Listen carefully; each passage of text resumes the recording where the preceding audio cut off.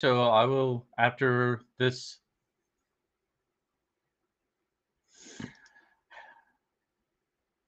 Good morning, everyone. I am Bradley Appling, and thank you for joining us in the Spiritist Talk series, promoted by the United States Spiritist Federation, occurring every Saturday morning at 11 a.m. Eastern Daylight Time. Today, I am delighted to host this talk by our special guest, Marcelo Medeiros, who will be discussing a most important topic for all times: patience and tolerance. Before proceeding with today's talk, I would like to take a quick moment to let you know that this Sunday, May 1st at 10 a.m., we will have the presenters from lesson 11 to 14 answering questions from their lessons live. So be certain to tune in. And just a friendly reminder to please send in your questions for this morning's presentation using the chat window. Marcelo has reserved time to address your comments and questions once he concludes his presentation today. Now, we are looking forward to an engaging time with our speaker, Marcelo Medeiros. He joined Spiritism in the 2000s and has been an engaged worker in the United States Spiritist movement since 2012, providing assistance in the area of media communications. He currently resides in Georgia and is an active member of Caritas Spiritist Group. Professionally, Marcelo works as a journalist in Atlanta. This morning, Marcelo will speak to the topic of patience and tolerance.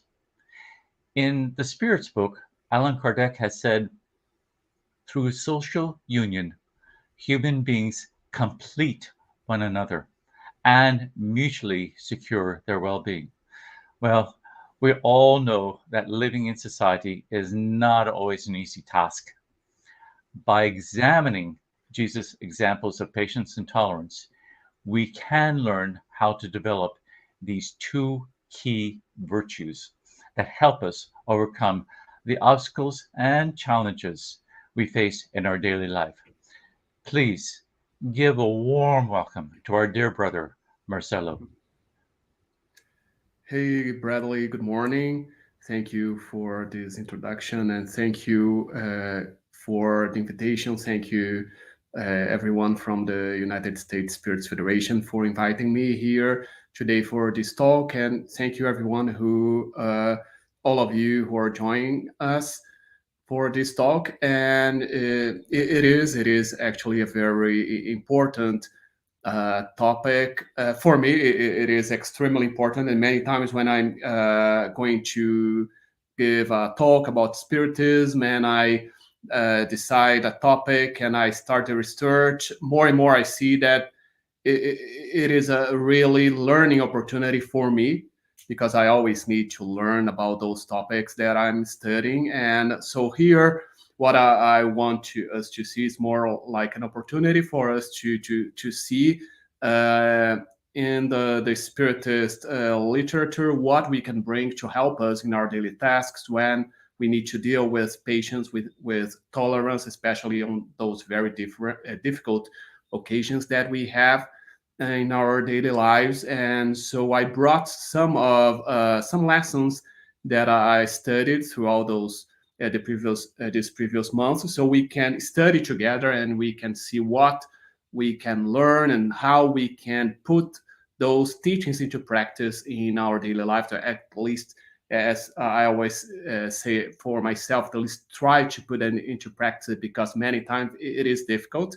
I confess it is very difficult, but at least we have this knowledge and we can deal a little better with those situations through the knowledge that Spiritism brings to us.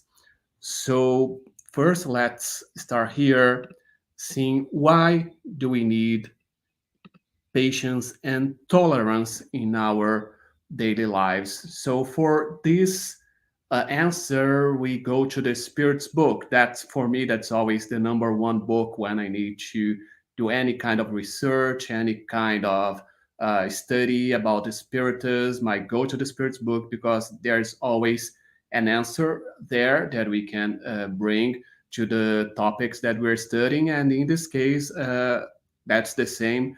And so I'm bringing first this question, the question 768 from the Spirit's book, so we can see the question and the answer from the Spirits and how we can start this topic with that.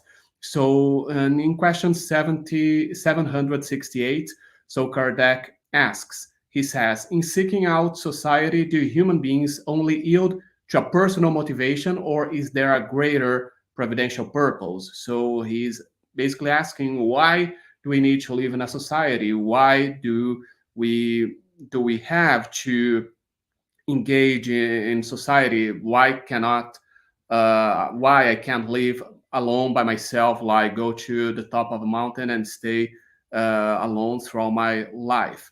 So, and the Spirits say that humans must progress. They cannot do it alone because they do not possess all faculties and need contact with other humans. They become animal-like and stunted, isolated. So that's exactly what we learn from the Spirit's book, from all the teachings from Spiritism. We are created uh, ignorant. So we are created like without having all these faculties that we will need to have one day to become a perfect spirit.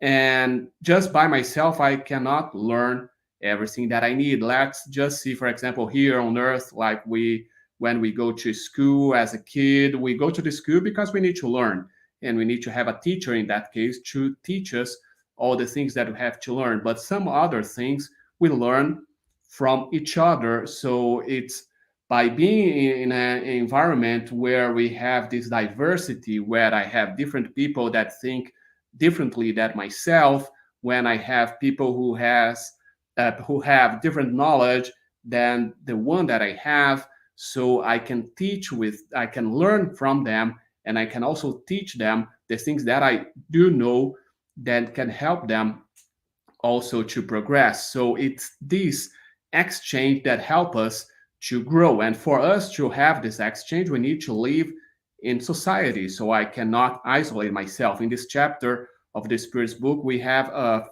further questions about that, about people who go and who isolate themselves.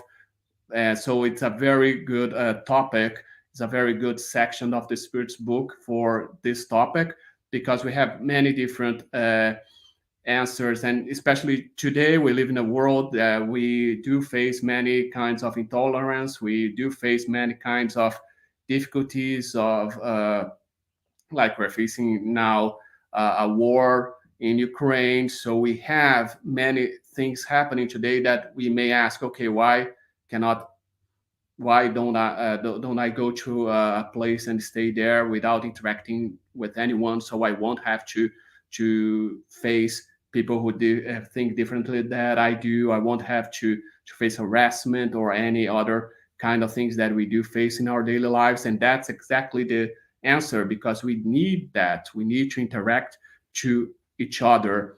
And in order for us to do that, patience and tolerance is those two tools that we have. They are essential tools for us to grow. And so let's see a little bit about that. So when we think about I will split this talk into parts. First, we're going to talk about tolerance, and then we're going to talk more about patience and how the two of them they go together. So starting with tolerance. Tolerance comes from the Latin, and it means toleratus, like the original word is toleratus, and it means to endure or to accept. And it's very important for us to bring this meaning, because if you think about that, to endure, like to support and or to accept, many times we use this word with the wrong meaning.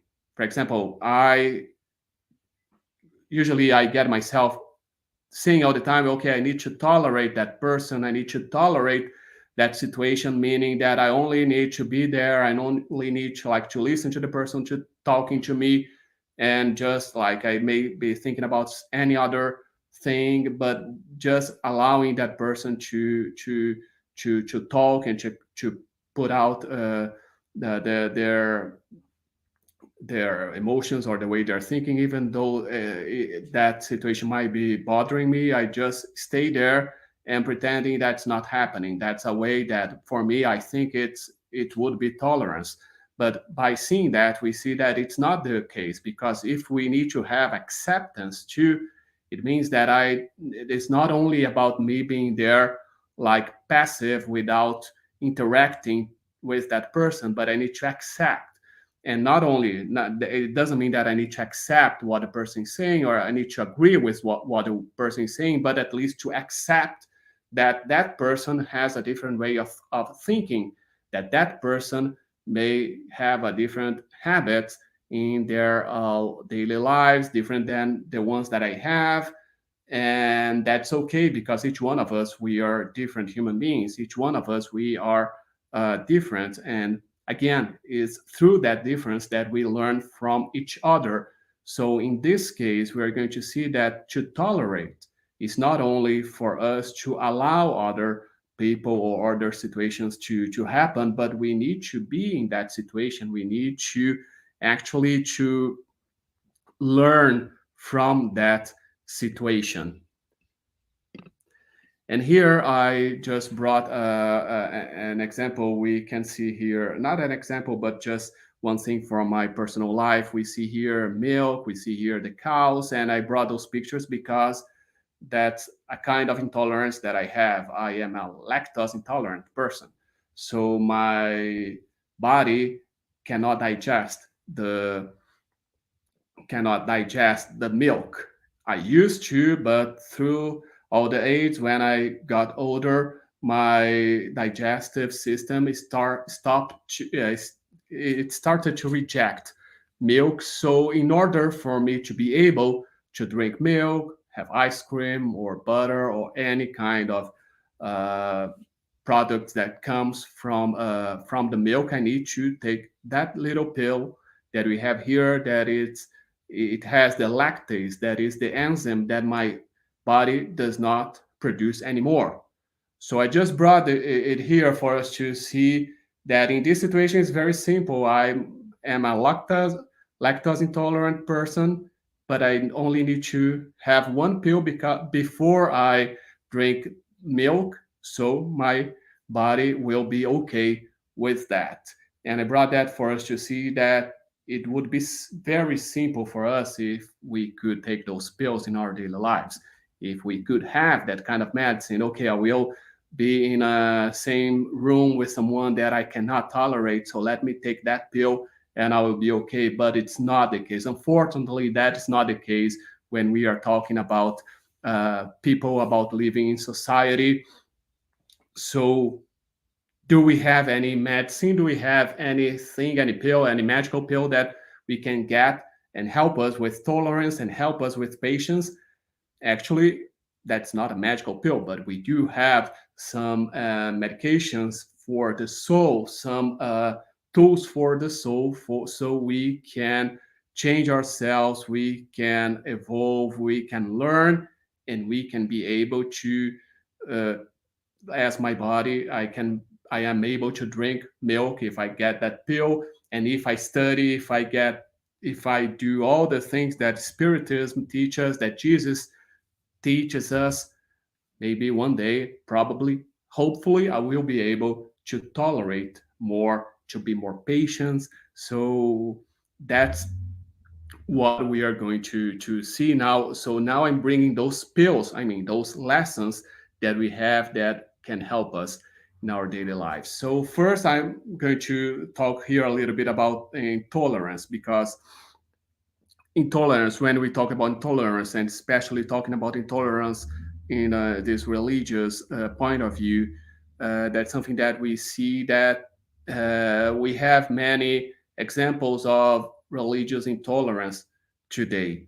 And especially for that, the United Nations has created the International Day for Tolerance, which is in on November 16, since 1996. And the UN says that sectarian tensions can be found at the heart of many conflicts, with the rise of violent extremism, massive human rights violations, and cultural cleansing. And we see that situations not only today, we have seen that situation throughout the centuries. If we look back, we see like the first days of Christianity, that the Christians were persecuted, and later on we see like the Christians themselves, they split in different uh, churches, and they would fight one with each other in the past centuries. If we see today, we have all the conflict in the Middle East. And not only that, we have conflicts in many different countries. If you see here in the US, we also have some religious conflicts. If you see here this data that I brought from 2020, we see that there were 1,244 religion hate crimes in the US only in that year. That means almost 3 hate crimes every day happening here in the United States. So when we think about religious intolerance, and when we think about those conflicts, many times it comes to our mind, at least for me, it usually comes to my mind the Middle East or some other places in the world where we have those conflicts, but we have that here within us, within here, our society here in the United States. It may be happening in our own neighborhood, may be happening in our own city, and we see many, many different examples of that. And if we see that we have, according to the United Nations, we have more than 4,200 religions in the world. So for us to actually tolerate them in the real meaning of the word tolerate, to accept them, it's many times maybe it's not an easy task, because many different religions, they may think very differently from what we think, from our own beliefs. So it's up to each one of us to accept the others, to accept the other religions. If we go to the root of the word religious, it's actually religare, that is to connect ourselves to God. So we know that there are many different ways for us to connect ourselves to God. There are many different paths. The one that we choose is our own personal path, but we cannot judge, and we cannot say that the path that the other person chose is wrong, and we cannot. So we cannot do that. That's how it brings this religious tolerance to our own world. And we can see here now what I brought here is from the book of the Gospel according to Spiritism, in the text, without charity that's no salvation. So I brought the whole text from that chapter, and I put that in those programs to generate this cloud of words. So we can see here that when Kardec brought that lesson to us, when he made this compilation of different teachings that he received from this high elevated spirits, we see that the spirits are saying here about charity, about, like, we see those word neighbor here, we see love, and we do not see religion. That's important. That's what I brought it here, because we here as spiritists, we know that when we say without charity that's no salvation, is because the salvation is not in any specific religion, is not in any dogmas, or is not in any specific way of uh, connecting to God, but it's through charity. So for us, one of the main things that we can also see here is that for us to be more tolerant, we need to have more charity in our own life. We need to be charitable.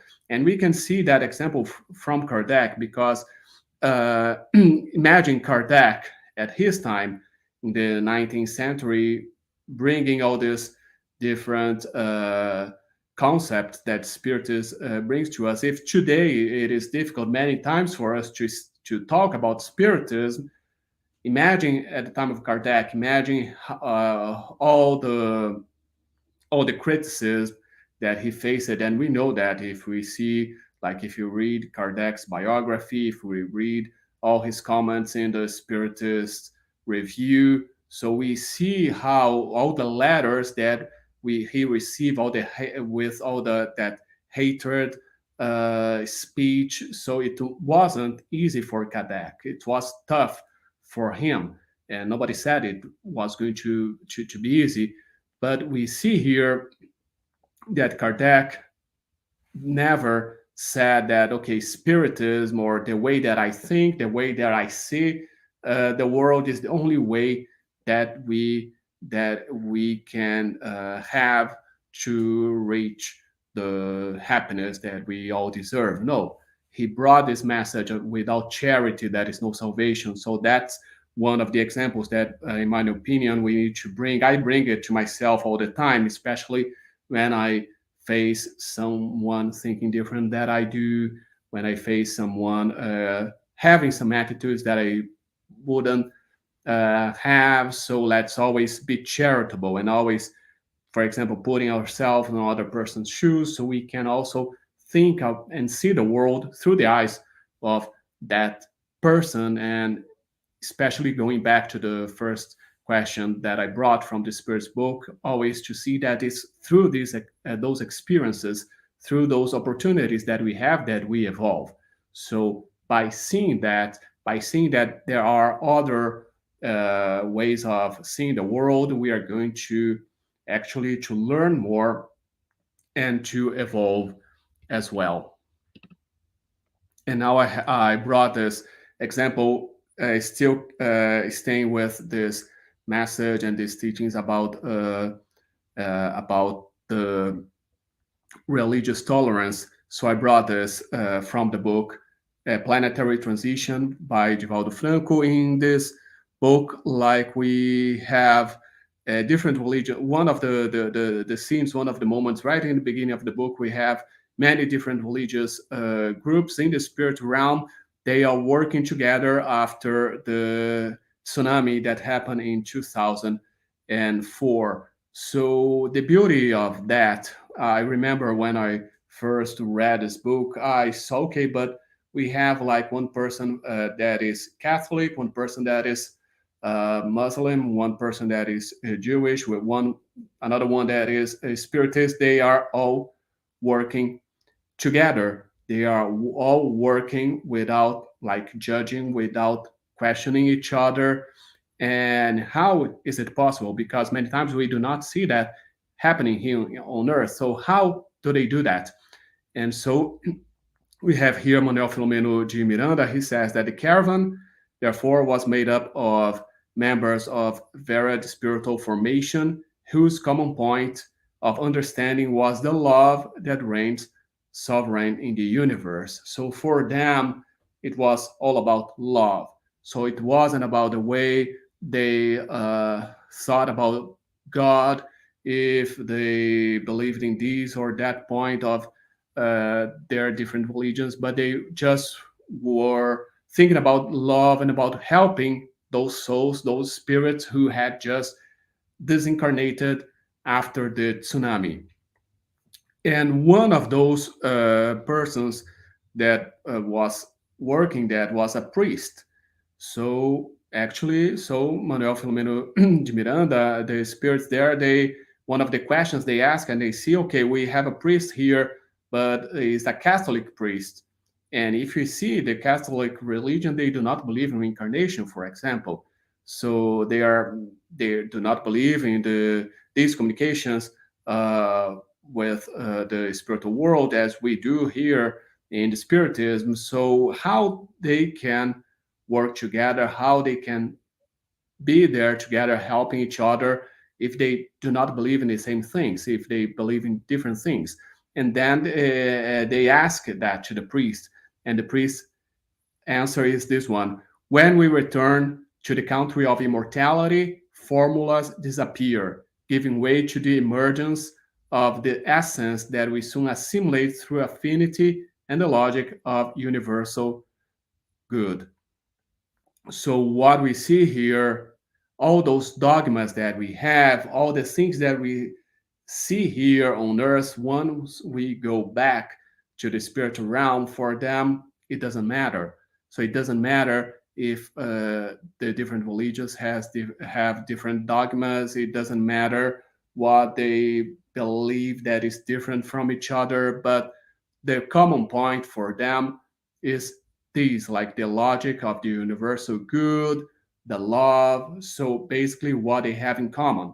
And that's a good lesson for us when we see not only about this religious intolerance, but any kind of intolerance that we have in our daily lives, because it's very easy for us to look for our neighbor and to see what they have that is different from us, to look for someone at the work environment and to see what do they have that I do not like because I don't think the same way as they do. But many times we do not stop and think about what we have in common. So, what we have in common, and we have a lot in common with all of us, like with all our brothers and sisters. And many times that should be our focus. So, to see more what we have in common and how we can connect to the persons around us.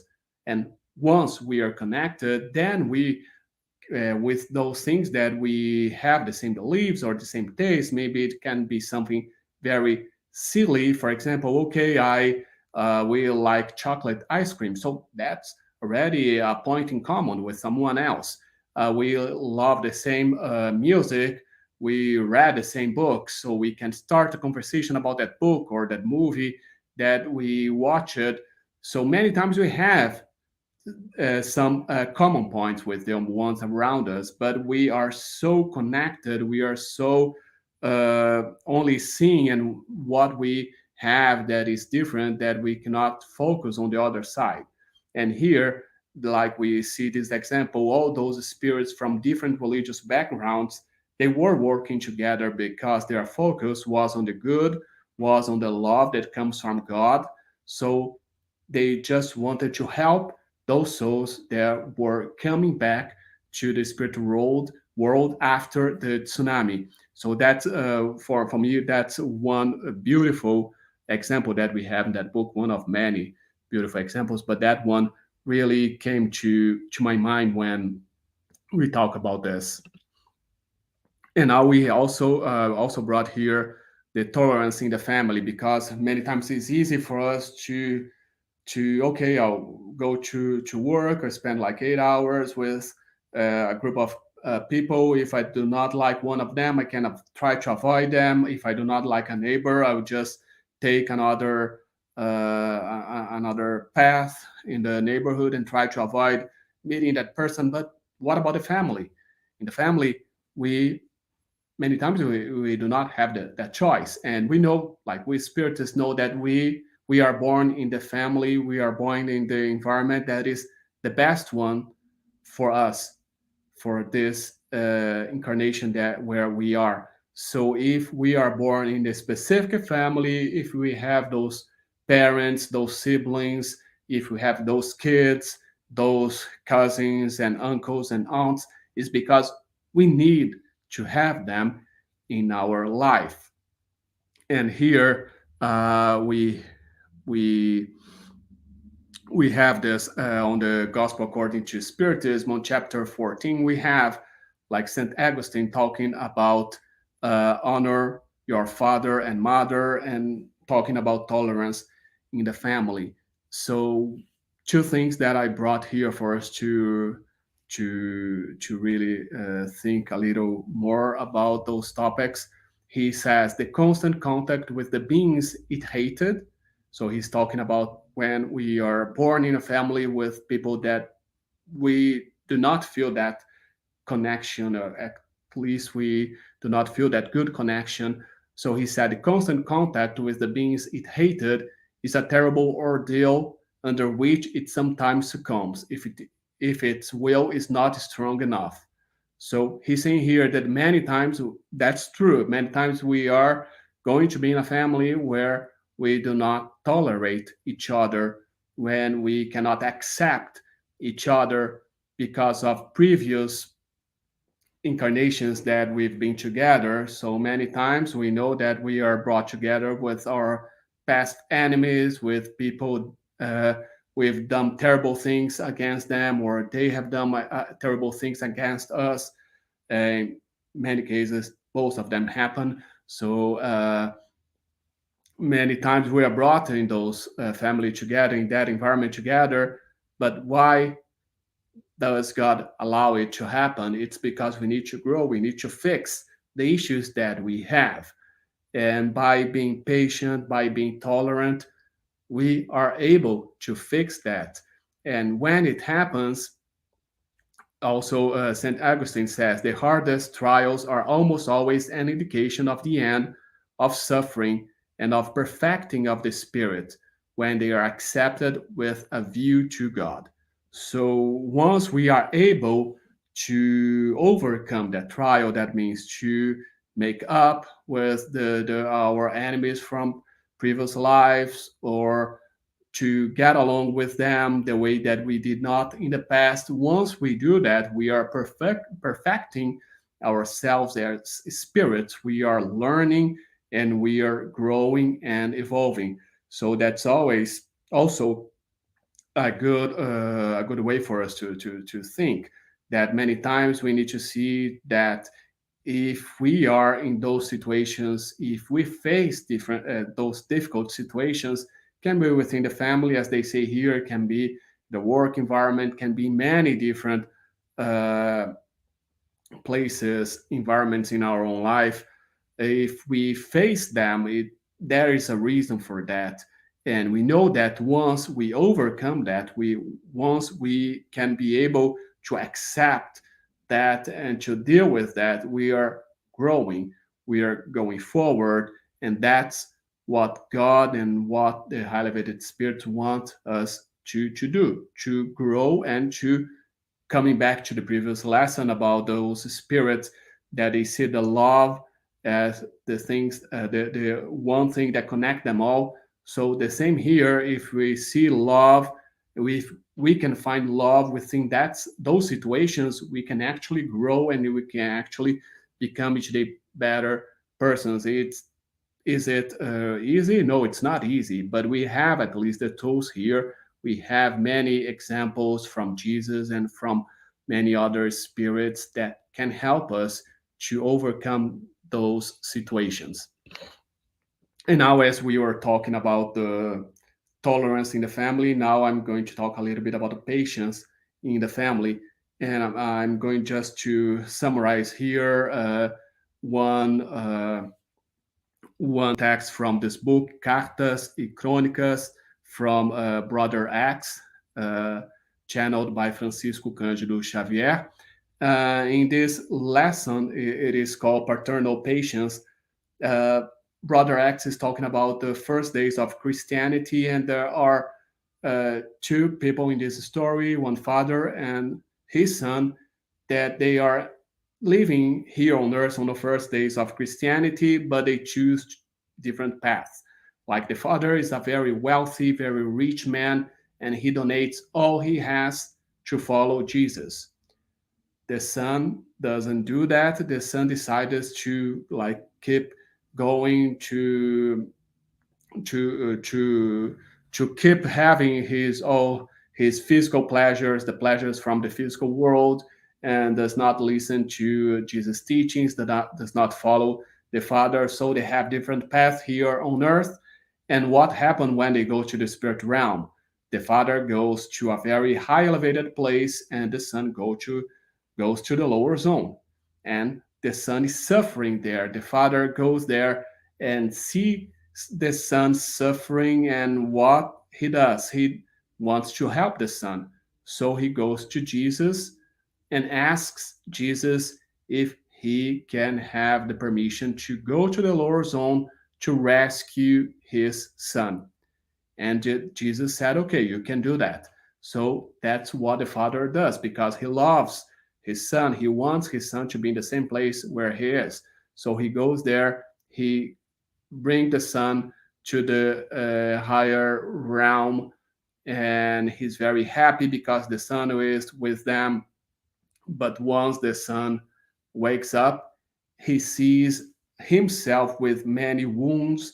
His spirit, his spiritual body is has many wounds because of the devices that he still has, all the lifestyle that he chose while he on earth. And he look around, he see many spirits, like pure spirits going around, and he doesn't feel good. And he starts to scream at the father. He starts to ask, why did you bring me here? I don't want to be here. I never asked to be here. And so he is brought back to the lower zone. And do the father? What does the father do? The father then decides that okay, his son was not ready to go, because each one of us, we have our own time to receive this rescue, and his son wasn't still ready. So during 92 years, every single day, his father was going to the lower zone to pray for his kid. And this kid, he wasn't able to see his father because of the, not only the place where he are, because of his own state, he wasn't able to see the elevated spirit, and an elevated spirit as his father was. So during 92 years, every single day, the father was going to the lower zone. The father was praying to his kid and waiting until the day that his kid was ready to be brought to the higher realm with him. So here we see a very good example of this paternal patience, because the father had his patient to go there every single day. He tolerated first all the insults that his kid told him once his kid woke up, and he accepted that. He knew that his kid was still suffering. He was still going through this process of recovery. And after he was ready, he went and actually rescued the kid. And they were actually, after that, those 92 years living together.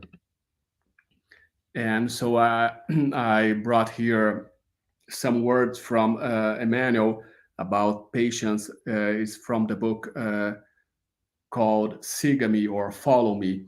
In English, it has not been translated to English. So Emmanuel, he brings us a few points here. He says that after all, having patience will not mean smiling at human evils, not nor condoning their undignified activities on the face of the world.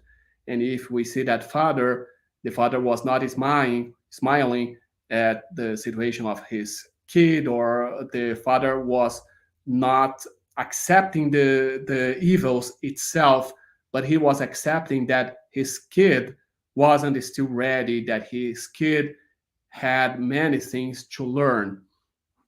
So it's not that he was agreeing with the way of living of his kid, but he was accepting that his kid was still in a stage that he still needed to learn in order to grow. And Emmanuel also brings here, he says, Jesus was the model of supreme patience and resisted our inferiority by loving us. He did not level with our weaknesses, but took advantage of every opportunity to improve us and lead to good. So if we see Jesus, a perfect spirit, came here to earth while we were in a very bad situation. Imagine if we are not in a good situation now. Imagine 2,000 years ago how we used to be. And Jesus was accepting that in a way that he was seeing that.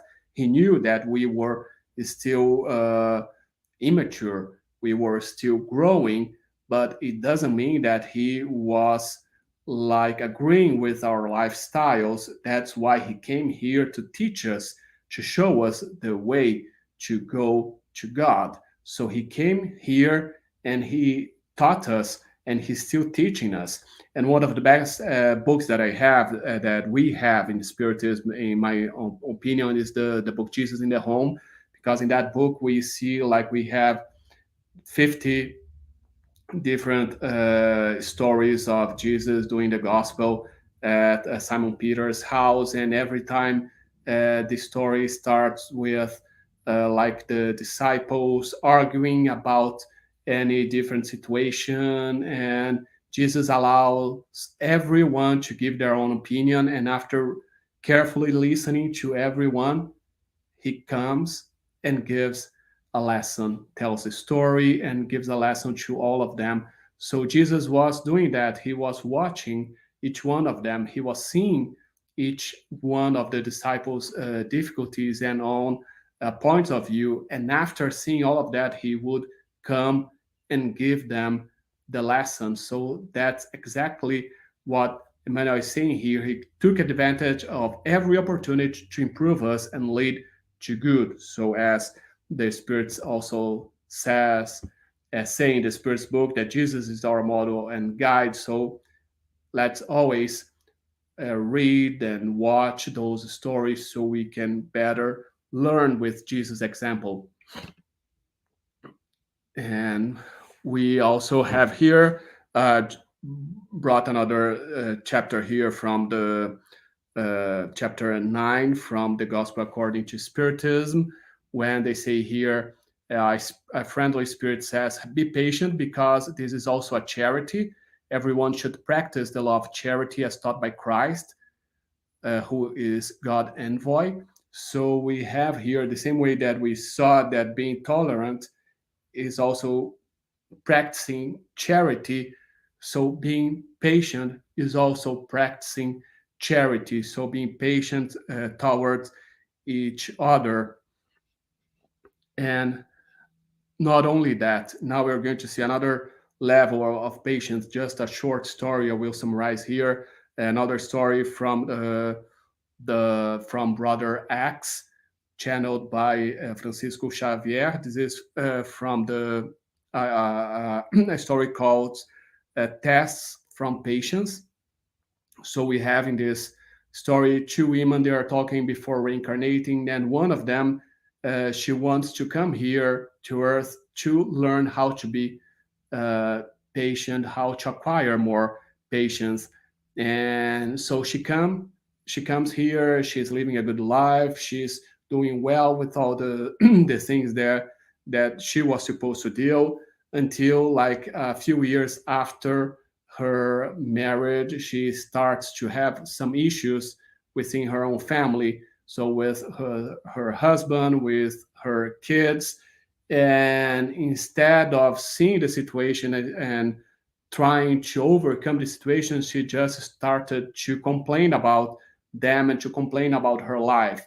So all the time throughout the other years, she was just complaining, complaining, complaining, and not trying to change the situation, of not trying to learn with the situation.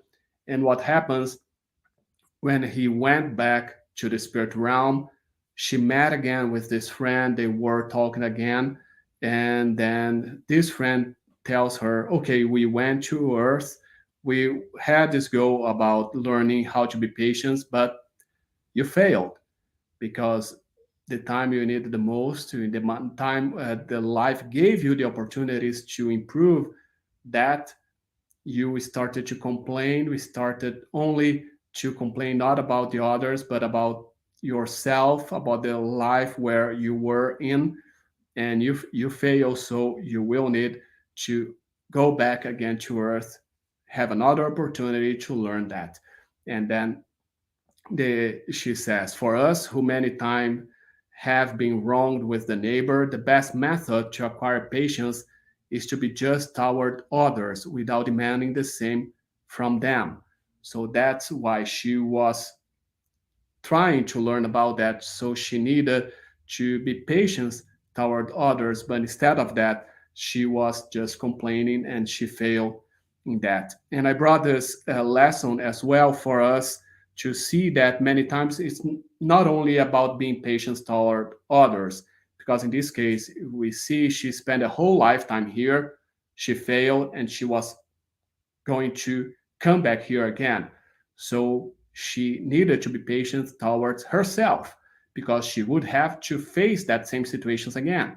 And that happens to us all the time, because many times it's very, especially I always joke that it's very easy for us when we start learning spiritism, we start seeing all these teachings that we have, and we want to improve very fast. And so we become anxious about improving, about doing the right things, and about seeing all the vices that we have and trying to be a better persons. But many times it can lead us to be also impatient towards ourselves, because if I see like many stories of high elevated spirits and people who have already acquired many uh, many different gifts that I do not have, and I want to be there. I want to be there in those places, but I need to be patient. I need to see that I'm not there yet. So I need to go little by little. So that's also a test for us. That's also a learning process for us, not only about being patient and tolerant towards others, towards our brothers and sisters, but towards ourselves, and knowing that we are eternal spirits, that we have a long path ahead of us, and we need to slowly walk through that path as well. And this is just another uh, example, just very short. I will just very short tell this story. It's from the book O Tesouro Difícil, or The Difficult Treasure, from May May, another book channeled by Francisco Xavier. So in this story, Meme is asking the story about a man who wanted to improve, who wanted to grow, and he asks God many different gifts, because he said, okay, he makes a list of many different gifts that he needs to have, many different vices that he needs to overcome. So he asked many different things. So the first one, he asked for beneficence, and what God does, God gives him, allows him to be born in a very rich family. So he had money, and he split this money with the poor people around him. So he was very successful in that. So he asked God, he wants to learn discernment. So again, he was born in a very rich and wealthy family, so he could go to good schools, he could learn, and that way he also reached what he was asking for. The next life, he said he wanted to have artistic gifts. So he came back to earth again. He had the opportunity to learn and to develop his artistic side, and he became a very good artist. So he achieved that again. The next one, he asks for simplicity. So he came again, but this time in a very poor, simple home, and he saw that he could be happy with very little resources. And in one lifetime, he was able to achieve that. And then he asked for authority. He asked for the gift of explaining the laws of life, and each one of those points, he could achieve those in one lifetime. And then the last one, he asked God that he wants to acquire patience. So he needs to learn how to be patient. And it's been, according to Meme, it's been 800 years. The man is still coming here, reincarnation after reincarnation, and he has not learned that yet. So, just a short story for us to see that it is still very difficult for us to acquire patience. So, it's not an easy task, and it's a learning process, and we need to be patient with that as well. We need to be patient, we need to learn, and to know that it's very slow process. And let me just move here. Uh, so I'm just bringing out this one from the book O Essencial, or The Essential, from Emmanuel, because here he tells about God's patience, and he's making this comparison about patience and nature. And patience and tolerance, because he says here the seed in the soil waits tolerance. The tree asks for love so it can produce. So let the patience be within us, the calm in the form of work. And the greatness of the world is the great of the work is the greatness of God. So if we compare ourselves to nature, and if we compare, if just by watching nature around us, watching this planet where we live, how many centuries, how many years the planet was evolving and is still evolving to be the way it is today.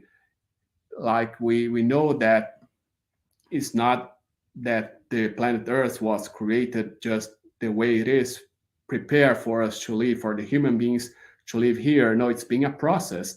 And if we see God and Jesus, who has been with God since day one of planet Earth, they have this patience to to wait until the planet was ready for the first creatures here, and until it was ready for us human beings to come here. So it's not a process that happens from day to night. And the same things, if we see like those seeds in the soil that waste tolerance, how many seeds that we have within us? We have the seeds for patience, the seed for tolerance, the seed for charity, the seed for all those uh, good things that God brings to us. God wants us to have. We have that within us, but we actually need to be patient for them to develop. So it's not something that's going to happen from day to night. It's something that will be taking little steps. So I think it's very important when we are talking about tolerance and patience for us to have tolerance and patience toward ourselves as well, knowing that we are still imperfect spirits, that we are evolving, and during this path that we have many help from our friends from here on earth, from the spiritual realm, but it's always a process. And by seeing what we need to improve is already the first step, but we don't need to rush and to be impatient toward ourselves because we are not improving all the things that we must improve from day to night, because it's not an easy process, it's not an easy task. And here I just brought this last slide here for us, because many times very simple things that we do in life can help us a lot to improve our patience. And this is just one example that I brought, because last year we got here at home uh, a record player like this one for us. If we think about today, we are living in this very modern world that we do not need to have those old fashioned record plays anymore, because we can have just an app and just ask the app to play a music and to skip the music and to go to another music. But we brought one very old style here. And for me, that's being a lesson of patience to listen to those records again, because I just put them, play them, and I cannot say for it to skip the music. So I need to be patient until the music that I want to listen uh, comes. And also I need to tolerate the other music. I need to accept the other musics that are there from the beginning to the end. So for me, it was just a very simple difference that we made here in our daily life, but it's teaching me how to become more tolerant, how to become more patient. So many times we need to find those little lessons, those little tools that we have in our life just to help us. Many like simple things as this one can be very helpful to all of us. So I just wanted to finish with this very simple example. Thank you so much. Thank you so very much, Marcelo. Uh, Many good thoughts and ways to inspire our better selves. We know that it can be challenging, but we also know that patience and tolerance can provide us with a more harmonic day to day existence. So, thank you very much for these examples you provide us. So now, at this moment, we are open for comments and questions from the audience. And I'll start off with one from Marcia. She says, "Thank you for bringing up the idea of tolerance as the need to endure and accept what does not comply with our own way of thinking and living. But can you talk a bit about diversity and inclusion movement, and how should we really embrace it with patience and tolerance?" Oh, that's a hi, Marcia. Yeah, that's a very good one. And then, but that's the beauty that we have today. That's true. We have more and more these diversity and inclusion movements, and from many different aspects of our lives. And that's really a lesson of patience and tolerance, because by having diversity, if we have diversity in our work environment, if we have diversity in our neighborhood, in the place that we live, we are going to face people that are different from us. And we are going to learn through their experiences. Uh, just one example, like before I moved here to the US, I used to live in Brazil, and I didn't have contact with people from different backgrounds. I mean, from foreign backgrounds. Like I used to live only with Brazilians in Brazil, like my own community. At school, it was very rare at a time to have someone that came from abroad to live in the community I was living. And once I moved here to the US, I became the immigrant who was going to another country. So I was already the one who was going to another country, and I had to be like to learn how to tolerate the in that way, to accept the habits and the way of living of the country where I was living at the time. And not only that, but all the different people that I met here from many different backgrounds, from many different countries. So it helped me a lot to learn and to learn that, to learn how to accept different backgrounds, people who had different lifestyles, people who have different upbringing. So it was good for me to, because I was very in a very how can I say, I was in a very stationary place. Like it was very easy for me to be in the place that there was. But once I moved here, I had to face this diversity, this inclusion, because I wanted to be included myself. So I turned from one side to the other side. And that's very, very interesting. When we saw I talked about being on other people's shoes, trying to see life through the other's eyes.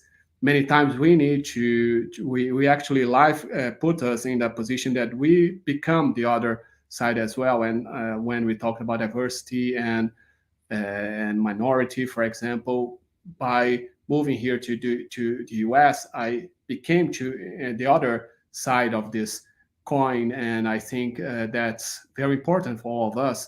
And these movements of diversity, inclusion, that's something that will make us all, that makes us all see life with more tolerance and more patience. So I think that's good for any side of this movement.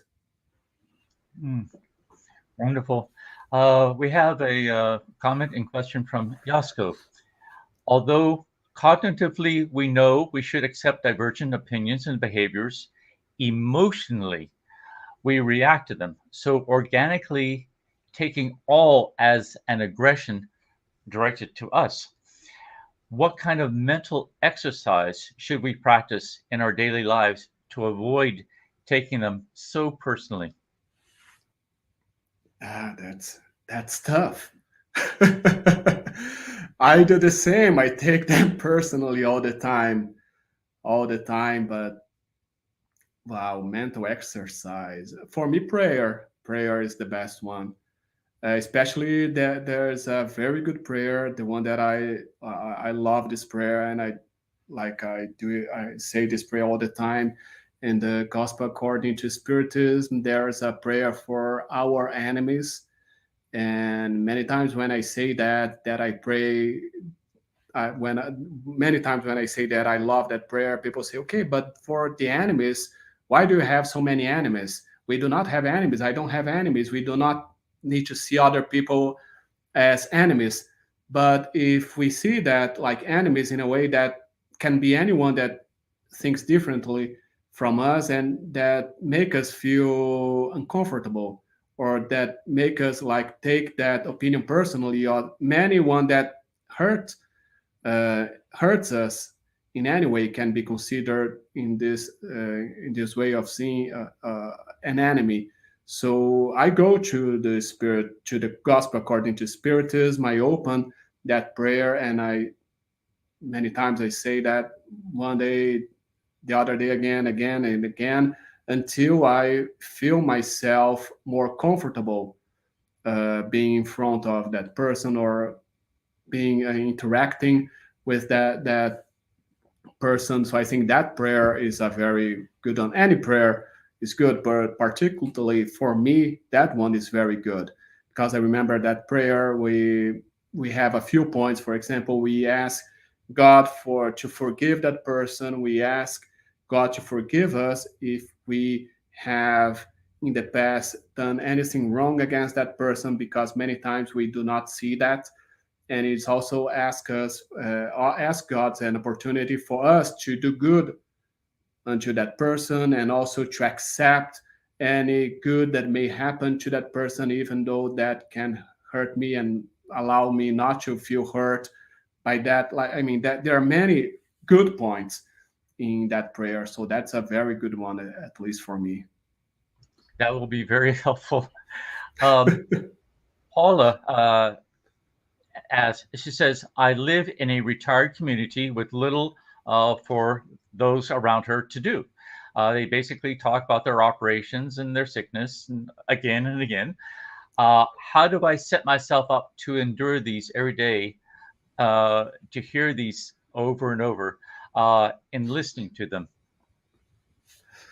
I think that one, like when we see the charity part, that would be a good one, because that we all of us we faced similar situations in our lives, and if we see that through the eyes of charity, that many times those people, they need someone to listen to them, they need someone they can talk that story, even it is over and over again. Many times they do not remember, they have already told that story. And so we can see that as like a charitable opportunity for us, because we are doing something good to them. Maybe they need someone. Maybe many times they do not have anyone they can talk to, or they do not have many opportunities to talk, or no one they can open up about that, or they just need to talk about their life, even if it is the same, like about their operations or their sickness, or they're not feeling well. But I think in that case, maybe the best thing for us to do is to see that as a charitable opportunity, and acting, being charitable towards our neighbor. Hmm. It is a tough situation, but yes, charity towards our neighbor is important. Um, one other uh, comment and question from Marcia. The idea of patiently waiting for one is ready to grow is of immense significance to all of us who are parents and witness our children's suffering. How can we best prepare to be patient with these types of situations?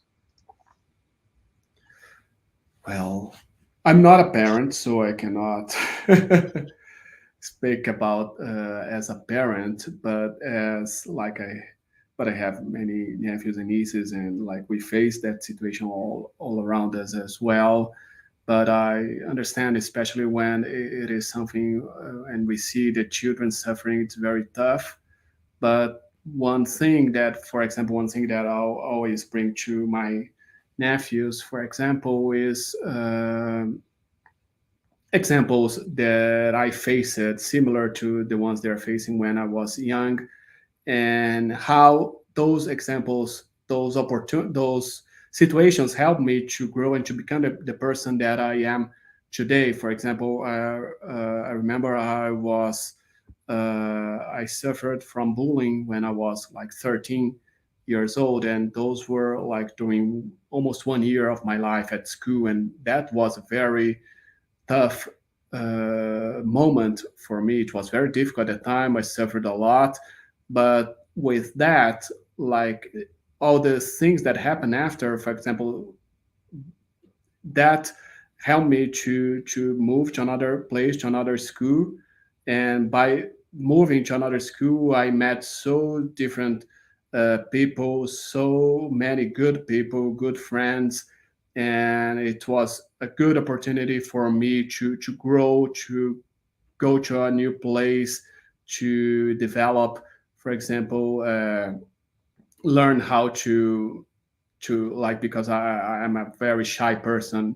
At that time, it was even worse. So I had to meet new people. I had to interact with them and to get new friends. And for a 13-year-old shy boy, it was very difficult, but it was very good for me to grow as a person. And now when I look back and I see how important it was for me, so even today, I really, in my prayers, in my thoughts, I really thank those people who were the bullies, because if it weren't for them, I wouldn't have changed it. I wouldn't have grown the way that I grew. So I think they were very important uh, to my life. That situation was important, even though it was a tough one. It was important.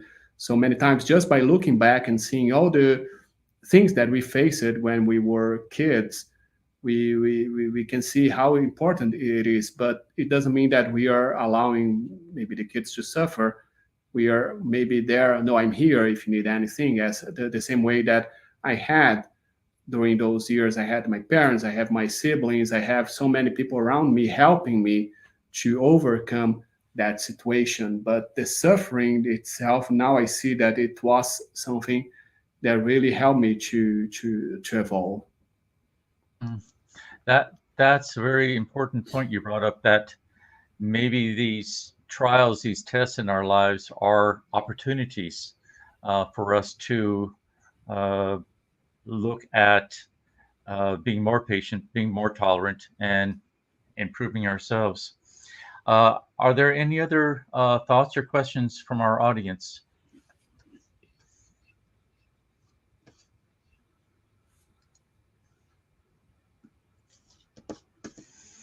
Okay. Um, so thank you very much again, Marcelo, and much appreciation to everyone who watched today's Spiritist Talk Live, and those who have been following our weekly Spiritist Talk series. And before we close our live today, uh, I would like to remind everyone that the United States Spiritist Federation virtual course, Initiation into Spiritism, which is provided free of charge on Sundays at 10 a.m. Eastern Daylight Time. It is a self-paced course for those who would like to learn or review the basic principles of Spiritism, published by Allan Kardec in 1857. Please avail yourself of this great learning opportunity by visiting the course page on the USSF website to receive the reminders by email. So I am quite excited to announce that next Saturday, May 7th, I'm sorry, will be quite a special day. And I hope you can join us again, as it will be, drum roll, the 100th live. Imagine that. Truly a marvelous achievement, and one that all of us can applaud. So, the best way I can think of to celebrate this great milestone is by tuning in at 11 a.m. next Saturday, when Jusada Korngold will be speaking to us about Spiritist Journey 1862. And I'm certainly looking forward to it. Marcelo, before we close the live, would you please offer a prayer? Sure. So let's close our eyes, elevate our thoughts, and connect ourselves to the elevated spirits that are here around us, to our brother Jesus, and to our dear God. And we thank you, God, for all the opportunities that you give us to learn, to evolve, and to become each day closer to you. Thank you for having those talks here with the United States Spirits Federation, an opportunity for us to improve ourselves and to be connected to the higher spirits, to all the mentors that we have around us. Please, God, allow us to keep this good vibrations, to keep this light within us today and always, helping us to grow each day more and more, overcoming our vices, and learning through the example of our brother Jesus. Thank you so much, and so be it.